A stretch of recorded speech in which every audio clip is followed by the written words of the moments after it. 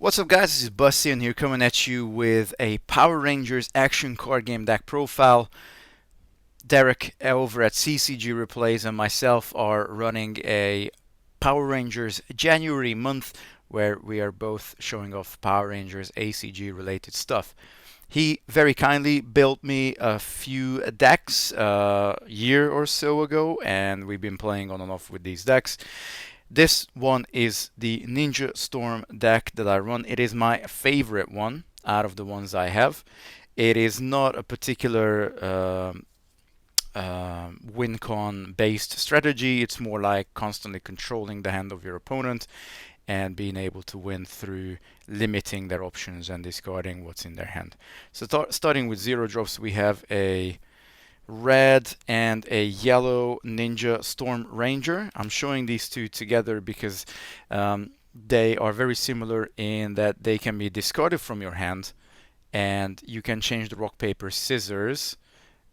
With discarding yellow, you can change it to paper, and by discarding red, you can change it to scissors.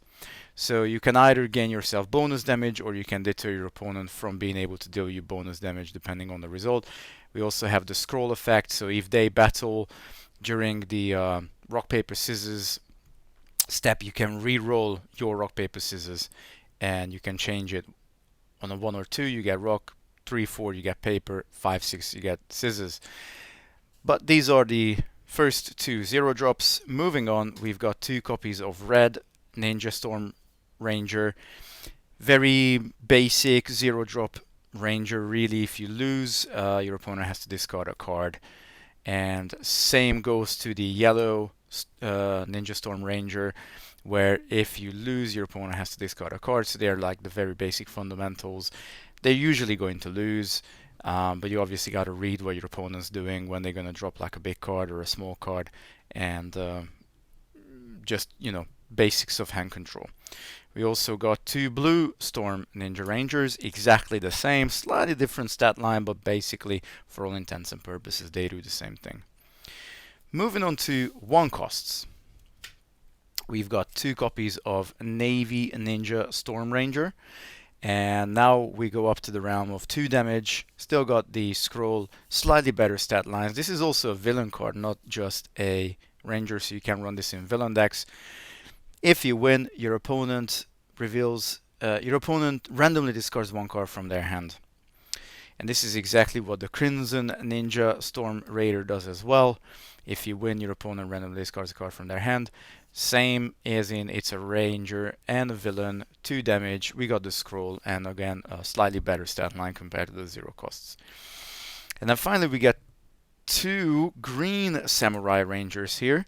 When you play them, your opponent reveals 2 cards from their hand. You pick one and you discard that one. Besides the stats, damage is the same, scroll is the same, stats is very much within the range of the other 2 1 costs, just more hand control. Looking at the 2 drops, when you play your Navy Ninja Storm Raider, you immediately have an impact. When you play it, your opponent reveals their hand, and you may discard a 2 or a 3 cost card from their hand. Pretty good stat line here, and we still have the 2 damage, and of course we do have the scroll here too. The only 2 cards in the deck that don't have scroll are the Crimson Ninja Storm Ranger. Very similar effect to the Navy one. Your opponent reveals their hand, but this time you can choose a 0 or a 1 cost and discard it. Again, fairly good stat line, 2 damage, so you're hopefully going to be able to manipulate your opponent's hand. Definitely one of the cards that can really get you into the game is the final 2-drop, which is the Green Samurai Ranger. This is a 2-drop card, 2 damage, still got the scroll, very nice effect line. During the showdown, if your opponent takes bonus damage, they discard 3 cards from their hand. Combos extremely well with the fact that you got the scroll on it, and you can also always go back and use one of these 2 guys to change the rock, paper, scissors, so you are more likely or almost guaranteed to get that bonus damage of, if you win, of course, you have to win with Green Ranger.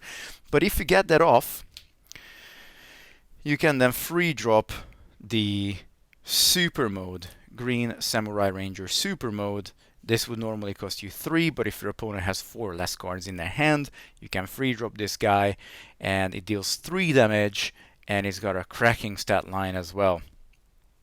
That's one of the big plays of the deck.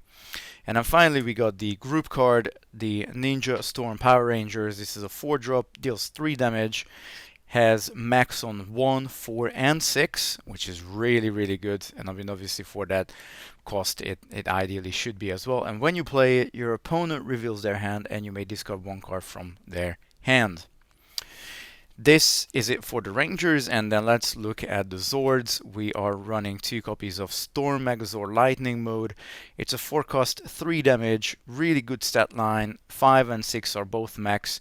And if your opponent has 3 or less cards in their hand, you can free play this onto a onto a Ninja Storm Megazord for free. We don't really do that in this deck because the other Megazord we have is better, in my opinion.